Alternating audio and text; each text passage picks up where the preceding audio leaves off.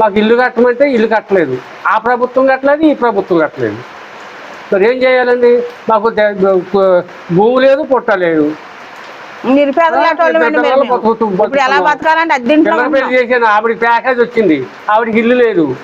పిల్లవాడికి సగం వచ్చింది, ఆడికి ఇల్లు లేదు, ఉన్నా పూర్తిగా డబ్బులు ఇవ్వలేదు. గవర్నమెంట్ వాళ్ళు ఎప్పుడు వచ్చి ఇలా పని చూడలేదండి. మంచి ప్యాకెట్ ఇవ్వలేదు. ఇల్లు పడిపోయింది, రాత్రి పడిపోయింది. ఎక్కడో తల దాచుకున్నాం, ఈ కళ తల దాచుకుని ఏం చేస్తామండి? బతుకు ఎలా బతకాలి? నాకు ఓపిక లేదు, పిల్లల్ని మెచ్చుకోవాలి. ఇగో ఈ పింఛన్ డబ్బులతో బతుకుతున్నాం మేము ఇద్దరం. ఆ పిల్లలకు పెళ్లి చేసాం, వాళ్ళు బతుకుతున్నారు. ఆ పిల్లోడు అద్దెంట్లో ఉంటున్నాడండి ఇప్పుడు సిటీలో. అద్దెంట్లో ఉంటున్నాడు, వాడికి 2 పిల్లలు. అది ఎలా బతుకుతాడు? పూర్తిగా ప్యాకేజీ లేదు, ఇల్లు లేదు. ఏటమ్మా చెప్పండి మీరు. ఎవరికి ఏం చెప్పారో ఎక్కడ పట్టించుకోలేదు. ఎక్కడికి సోడాలు వెళ్తే మీకు ఇచ్చేసినట్టే ఉందని రాసేసారట.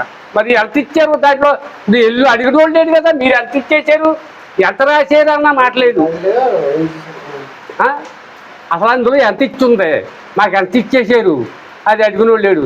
వెళ్తున్నారు, ఎవరో ఒకళ్ళు వెళ్తున్నారు, రేటు మాకు ప్యాకేజీ కూడా పెట్టి మీకు ఇచ్చేసినట్టు ఉంది, ఇదిగో అని చూపిస్తున్నారు.